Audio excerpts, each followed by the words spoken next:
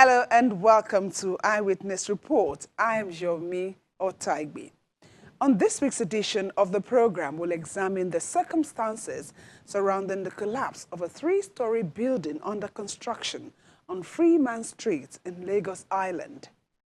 We'll also follow up on eyewitness pictures of the deplorable state of Arondizogo or Kigwe Road in Idiato North Local Government Area of Imo State, as well as the demolition of illegal structures and shanties in Lokoja, Kogi State. These and more shortly. To stay with us. Residents of Freeman Street in Lagos Island witnessed another sad occurrence of a collapsed building that left 4 people dead. Although search and rescue operations have been concluded, the recent happenings continue to remind us that more work needs to be done to stem the tide of incessant building collapse in Lagos State. An eyewitness video showing the moment of rescue operations at the site of the 3-story building which collapsed on Freeman Street in Lagos Island.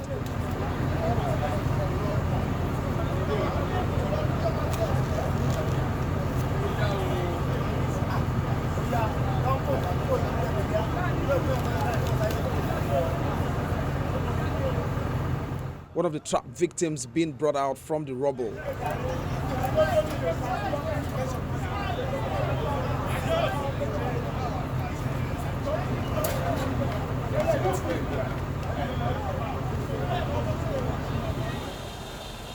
"24 hours after, search and rescue operations come to close.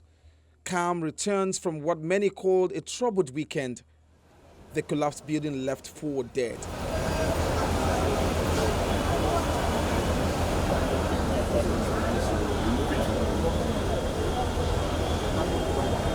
Giving an update, the Lagos coordinator of the National Emergency Management Agency, NEMA, Ibrahim Fariloye, explains how first responders attended to the distress call. When the rain subsided, some of our volunteers who are located around the Freeman streets came out. It was then they detected this building had caved in. Then they called us.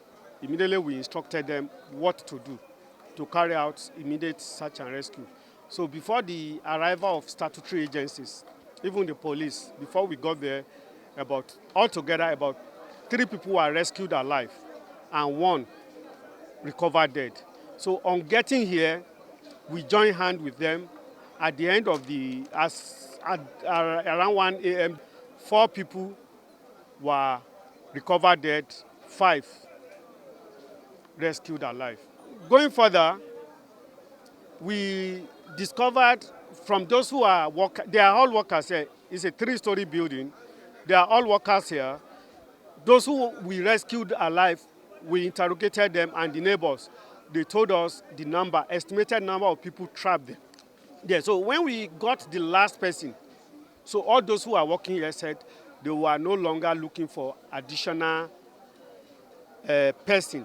So that means we reduced our activities.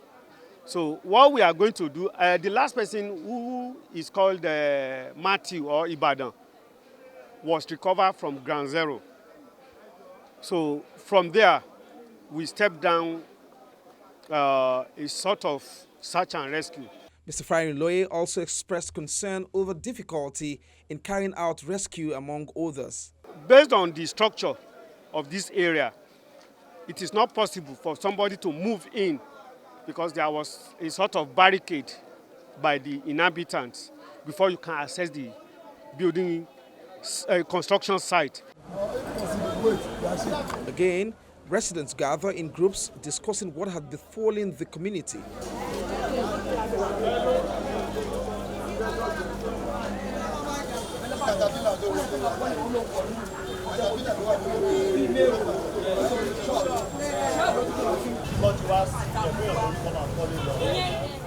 One of the eyewitnesses to the unfortunate incident recounts his experience. I sat down outside and I was eating. In less than 5 to 10 minutes, all I heard was like thunderstorm, like everything just came down. There was dust everywhere.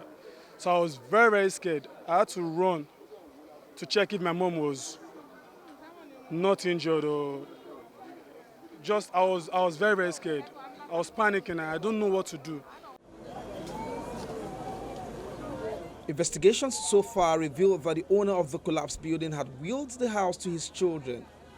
It was discovered that the building had been sealed by the Lagos State Building Collapse Agency and a stop work order issued to the developer for failing to conform to construction standards. Despite the statutory notices, the developer continued with the illegal development. The developer Tawa years to fellow is 22 years. The developer we brought offered to use the land for 22 years. The one they brought offered 18 years. We felt that the first developer will build a strong house. Well, the people themselves, they have problem. Let me tell you this. This building was bequeathed to some of them. Some of them refused to join part of the development because they said they are not ready. So the owner of this one gave it out to developer. But the information did not get down to the authority when the work started. If they had disseminated appropriate information on the construction site, though supervisions are going on, we were informed the place had been marked, stop work had been marked, but we don't know what happened, why they continued the working. But the people have responsibility to inform authority when they marked it and they stop the work. You know, government cannot be everywhere at the same time. They're supposed to have called the government back. Oh, these people, you stop the work, have started construction. So information, the people should take it as their own projects. Disaster risk reduction start from the grassroots. To stop disaster, the community must hold it as a duty. They must start disaster management by giving information. When they see a risk is a threat to human life. Tell the people that this risk exists here, then we will know what to do. Identity of individual who gives the information will never be given out. It will be kept as secret to our chest. Officials of the Lagos State Building Collapse Agency have been frequenting the site to ensure that there's nothing left of the structure, and then using the opportunity to also assess other buildings around to know their integrity status to prevent another disaster in the area. The recent collapse comes 3 weeks after a story building, also under construction in the Butemeta, collapsed and killed 10 people. Meanwhile, in Lokoja, Kogi State, illegal structures built under power lines and water channels are being cleared in order to give the state capital a facelift.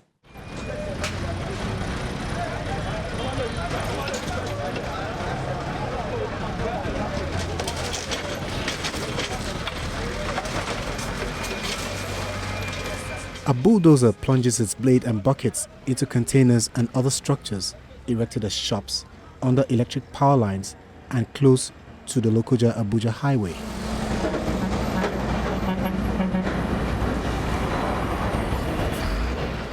Traders, those who are lucky to be around, make efforts to secure their wares.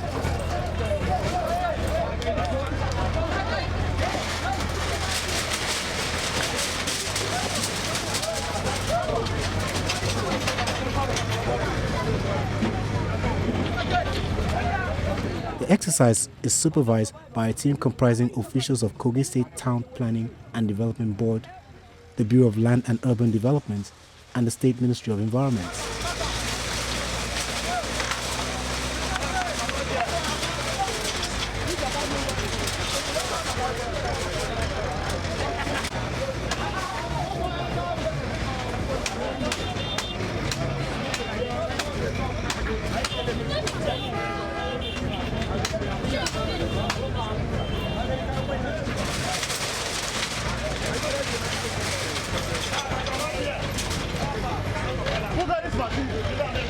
The enforcement is also backed by armed security personnel to manage any form of resistance should it arise, like in this case.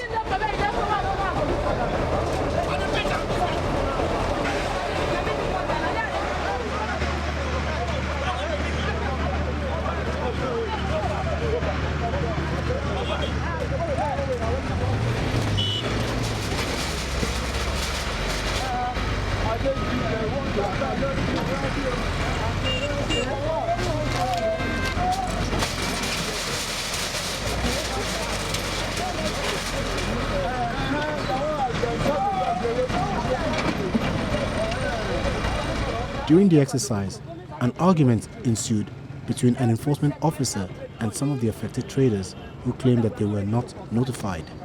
If to say there's an adequate information, no problem. Immediately I will make sure I complied. I don't play with government at all. Government, we are all government, and we can do and undo. You understand me, sir? So what is the need of me to play with government? Or I will say, government say we should do this, and I say no.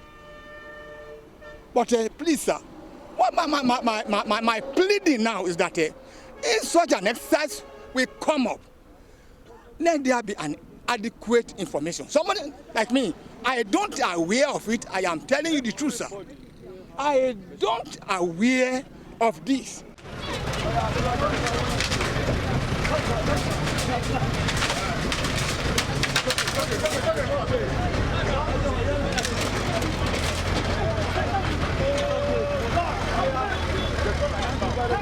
The state government claims occupants were served eviction notices ahead of the demolition. It is when it happens that they will always tell you they are not informed. We've been here severally, we've served them notice. In fact, there's nothing we have not done to ensure that at least they should at least be able to move away from where we are talking about. But now they will tell you they are not being served, but deep down we know that we have done due diligence to service, and we have done that, and that is what informed our activities of today. In justifying its actions, the state government officials maintain that the enforcement is being carried out to save lives.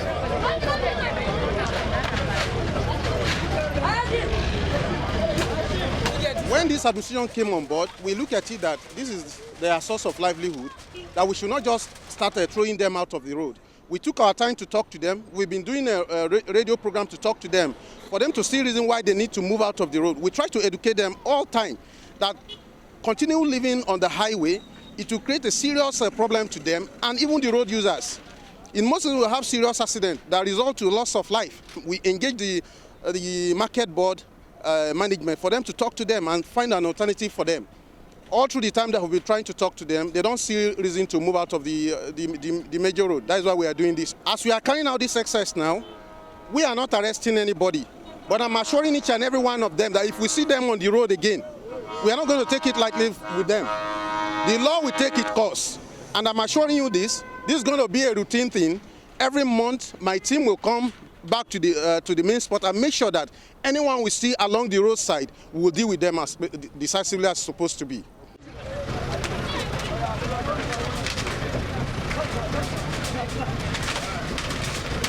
The state government says it is working to return the state capital, Lokoja, to its original master plan, and to achieve this is to enforce discipline in the use of infrastructure and public amenities.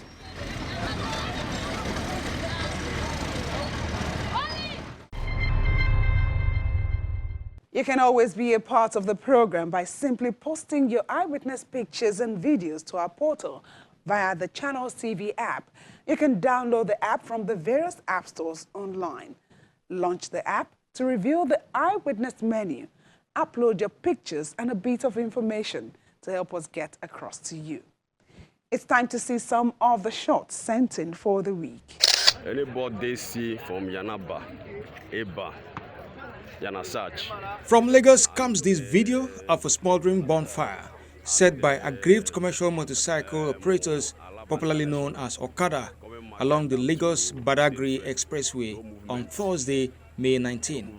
The Eyewitness reports that the Okada riders took to the street to protest the ban placed on the operation of motorcycles in 6 local government areas of the Lagos state government. The riders then blocked the roads leading to Ojo military cantonment and other areas to express their displeasure about the Okada ban. Oduleke police station, Agric, down to Abulasho to under bridge, so no movement. The Eyewitness reporter can be heard warning passers-by to be careful as they move around. It's happening right now. You can see no movement. You can see people. We are there, stranded, no movement. The next video from Ogun State captures the moment flood took over a major road in Sango-Ota. after a recent heavy rainfall. The Sangwater Road has been in bad state for long as residents continue to cry for government's intervention. Finally, on this segment is a footage from Delta State showing burned vehicles along Ugbolu-Ila Road in Delta State. In a failed bid to enforce sit-at-home order in Delta State, suspected members of IPOD invaded Ugbolu community in the outskirts of Asaba, the state capital. According to the Delta State Commissioner for Police, Ali Mohammed, the suspected militants reportedly blocked the major road, attacked and set ablaze 3 articulated vehicles conveying cement and a car. They also killed one of the drivers after he denied knowledge of any sit-at-home order by the group. 4 vehicles were set ablaze in all.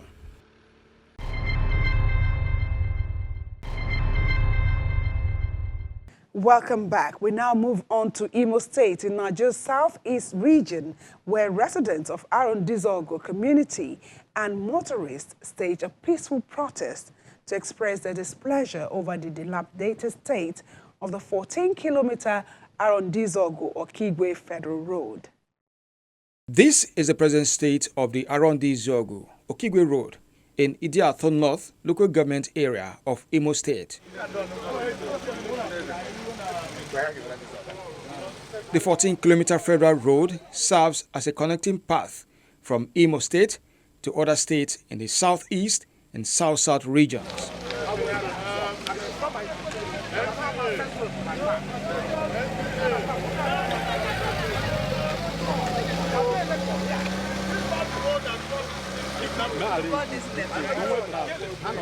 Concerned about the deplorable state of the road, residents on that path staged a protest expressing their displeasure.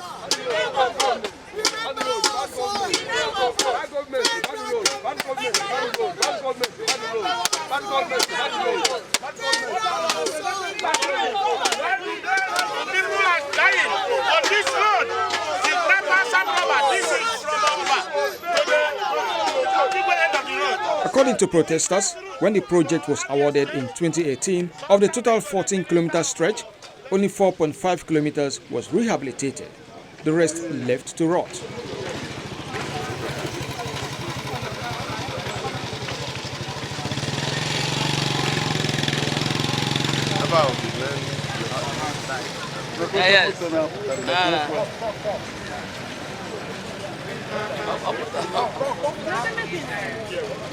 Presently, the rehabilitated portion has since collapsed, making the road a death trap for motorists and commuters.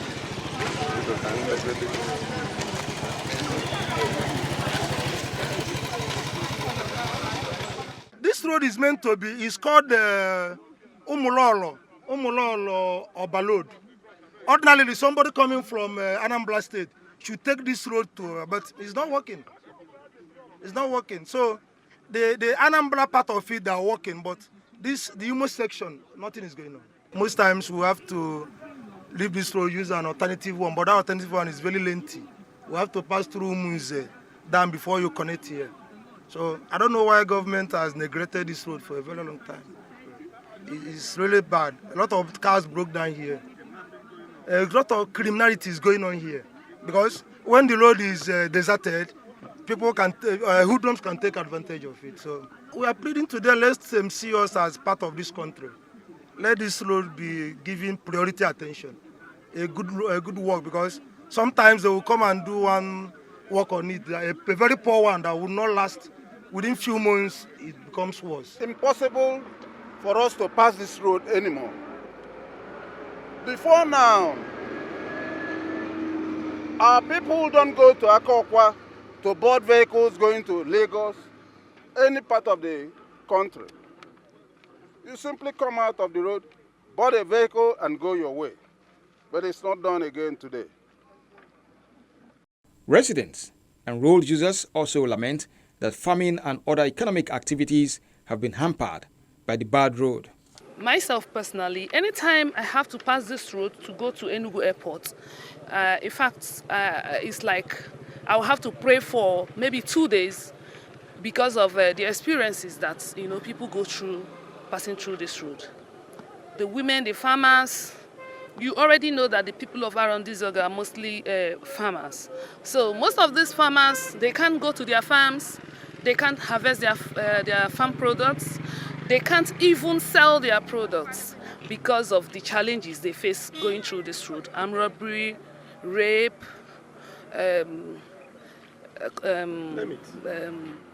banditry, name it. You know, all manner of bad things happen here. This is beyond the people. That is why you see us demonstrating. So I'm appealing to the government, well-meaning Nigerians, to come to the aid of the community, to come and do something about this road. In a recent interview, the Minister of Labour and Productivity, Chris Ngige, was quoted to have said that the Arondizoga-Kogi Road is one of the roads in the southeast that the Buhari-led federal government is rehabilitating. But residents of the area counter the claim as the road is set to receive any attention.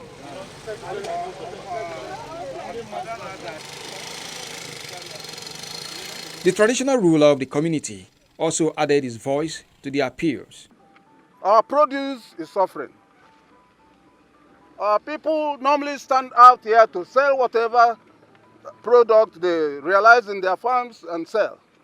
But it's impossible for us to do that now because of bad road, so lapidated. I don't actually know what else to say about this road. Government should immediately come to our aid. Government should come and please, I'm pleading to government, they should come and assist us. Come and do this road for us to belong. We are completely out.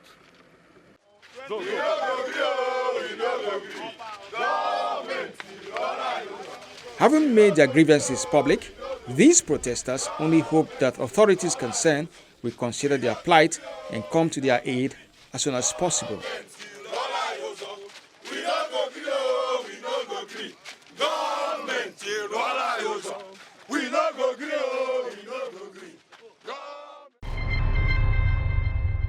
From Imo to Anambra State, precisely in Onitsha South local government area, where some residents of Fegge community protested the alleged takeover of a school whose facilities also served as a common center for the community. Fegge community is the headquarters of Onitsha South local government area, a district with a population of over 200,000 people. Jeremiah chapter 9 verse 23. Christianity is extensively practiced in the area, and most denominations hold their meetings here in a state government-owned primary school located in Fegge housing estate. The school premises also serves as a one-stop point for several social and traditional activities. Every evening and weekends, the open field is converted into a training ground for footballers.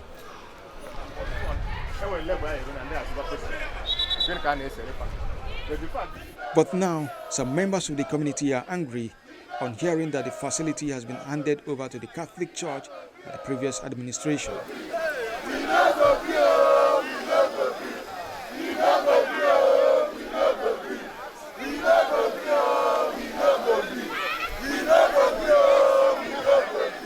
A quit notice is given to all groups within the premises by the new owners who are already carrying out the renovation of a block of classrooms. I've lived here for over 50 years, and when we were small, about from 12 years down, I've been coming here to play football, and all that, even swim water. And I've known this place to be a public place for decades. So, and everybody has taken it so. And we'll be using it so.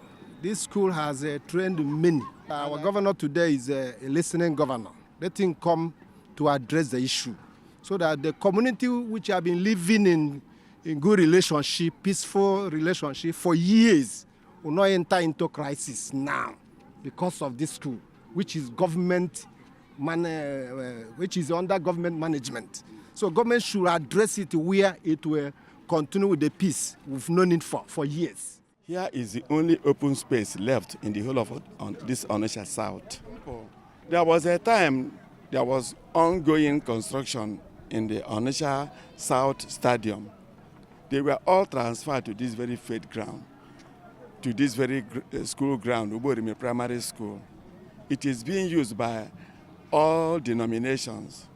Catholic Church was having a hall somewhere there in those days. When they built their church elsewhere, we thought they are leaving, but they turned around and started developing this place. The school's compound here was renovated by Anambra State government and not by Catholic Church government. Reacting to the development, the leader of councillors in the local government area called for calm and opines that the state government needs to revisit the issue. I personally went to our chairman of the local government and I told him this is what is happening. He said it's beyond his reach, that there's nothing he can do. The government should revisit that issue because if you close up that place, if you give it to a church, you understand me, that means there will be a problem. Let status quo remain. You understand me? Let all the churches be worshiping there as usual.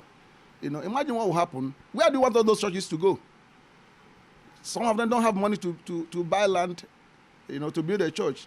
So I believe that government should revisit that issue and they revoke whatever or whoever they gave that promise. Let it remain as it was for the community to come and train, play ball, and worship there.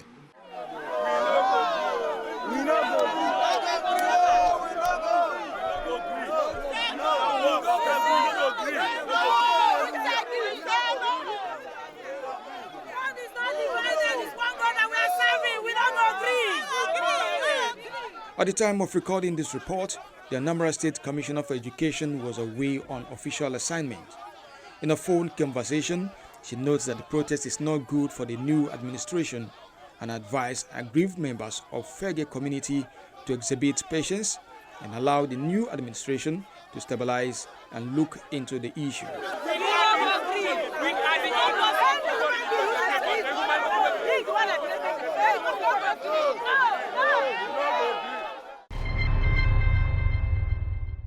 That's how we wrap up the program for this week. Thank you so much for watching. I'm Yomi Otaigbe.